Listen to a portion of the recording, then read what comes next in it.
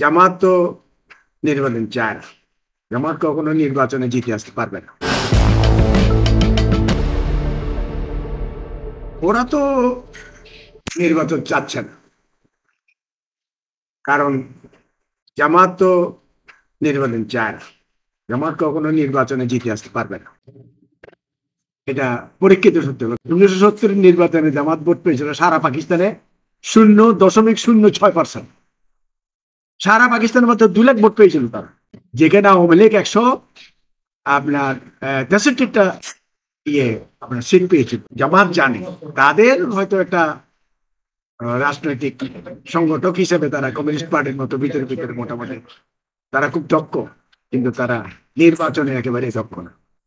এখন বর্তমান সরকারটা তো চলতেছে জামাতের তত্ত্বাবধানে।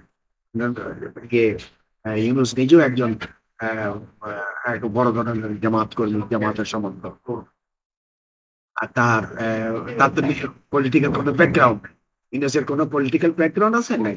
উনি তো এখন জামাত নির্ভর, বিএনপির উপরও তিনি নির্ভর করতে পারতেন। তার যে এনসিপি যে পার্টি, তাদের তো কোনো ব্যাকগ্রাউন্ড। ডাক দিলে মনে করো 5ই আগস্ট যেটা ঘটেছিল, ঘটনা চক্রে যেটা ঘটেছিল, এখন কি সেটা ঘটবে পারবে? তাদের কি শক্তি আছে না? ইউনূসও চাচ্ছে না যে নির্বাচন হবে, কিন্তু এখন আন্তর্জাতিক কিছু চাপ আছে। তাদেরকে মনে করেন তারা তো ইন্টারিম,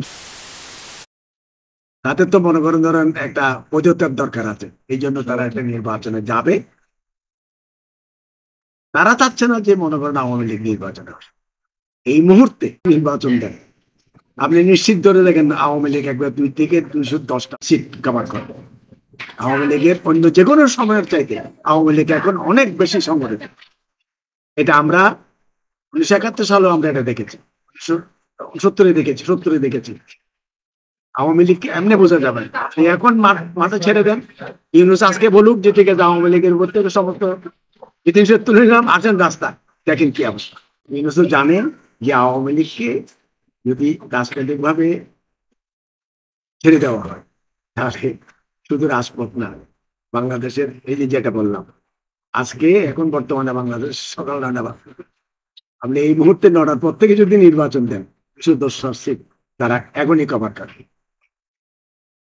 40% ভোট সবাই চিন্তা করে, কিন্তু এখন সেই অবস্থায় নেই। এখন আওয়ামী লীগ অসম্ভব সংগঠিত। ইউনূস চাচ্ছে না যে আওয়ামী লীগ ক্ষমতায় এসে নির্বাচনে এসে ক্ষমতা দখল করে, কিন্তু রাজনীতি করতে হলে আন্তর্জাতিক ভাবে চাপ সহ্য করতে হবে। জাতিসংঘ থেকে গত পরশুদিন বলে দেওয়া হয়েছে যে আওয়ামী লীগকে ছাড়া নির্বাচন হবে না। অন্যান্য পলিটিক্যাল যারা আওয়ামী লীগের বিরোধী কিছু পলিটিক্যাল যারা আছে তারাও চাচ্ছে যে মনে করেন নির্বাচনে বৈধতার জন্য হলো আওয়ামী লীগকে নির্বাচনে আসতে হবে। যদি নির্বাচনে আসে তো ধরে নেন পরবর্তী সরকার আওয়ামী লীগের গঠন হবে, এখানে এখন পরবর্তী পরিস্থিতি কি হবে এখন আপনাকে 1 ঘন্টা পরের কি অবস্থা সেটাও তো এখানে বসে আমি বলতে পারছি কিনা। তো আমার ধারণা, যা আমরা খবর পাচ্ছি, মানুষের মধ্যে যে জাগরণ দেখতেছি, আমাদের কর্মীদের মধ্যে যে জাগরণ, তাদেরকে যদি সঠিকভাবে রাস্তায় বের হওয়ার সুযোগ দেওয়া হয়, যদি দেওয়া হচ্ছে না এখন, তাহলে আপনি 2 দিনের মধ্যে বলেন রাস্তা, 2 দিনের মধ্যে দেশ আওয়ামী লীগের দখলে চলে আসে, এটা একদম নিশ্চিত। তবে নির্বাচন হবে কি হবে না সেটা এই মুহূর্তে এখানে বসে বলা সম্ভব না।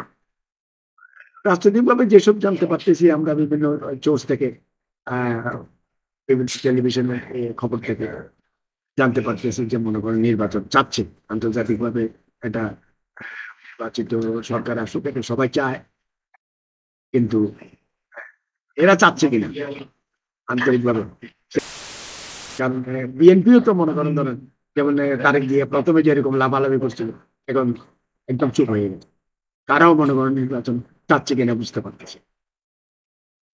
এখানে এই অবস্থায় মনে করেন ধরেন আমি তো বিশ্বাসই করতে পারতেছি না নির্বাচন হবে, এবং তারাও জানে, আমি জানি, আপনিও জানেন, সামান ভাই, সবাই জানে যে এই মুহূর্তে আওয়ামী লীগকে ছেড়ে দেওয়া মানে বাংলাদেশের পরিস্থিতি অন্যরকম। আওয়ামী লীগের বর্তমান রাজনৈতিক শক্তি অন্য যে কোনো সময়ের চাইতে মানে বেশি। 1966 সালে নেতৃত্বহীন আওয়ামী লীগ 7ই জুন যে হরতাল ডেকেছিল, যে শক্তি আমি দেখেছিলাম সেদিন, ঠিক একই শক্তি এখন আমি দেখতে পাচ্ছি। 1967 সালের যে আহ, একমাত্র সৈয়দ নজরুল ইসলাম ছাড়া তৎকালীন পূর্ব পাকিস্তানে কোনো আওয়ামী লীগ কর্মী, কোনো আওয়ামী লীগ নেতা, কি ডিস্ট্রিক্ট নেতা, প্রাদেশিক নেতা, ইউনিয়নের নেতা পর্যন্ত সবাই জেলখানায় ছিল। একমাত্র সৈয়দ নজরুল ইসলাম, যাকে গ্রেপ্তার করা হয়নি, বাইরে ছিল। সেই সময় এই 1967 সালের এই যে হরতাল আন্দোলন যারা দেখেছে, যারা দেখেনি, তাদের সবার জন্য মানে এটা আমি বলি যে সেই পরিস্থিতি এখন আমাদের বর্তমান দেশের পরিস্থিতি এসে গেছে। যদি সুযোগ থাকে, শেখ হাসিনা আমাদের মাননীয় প্রধানমন্ত্রী এখন দেশে আসতে পারবেন কিনা আমি জানি না।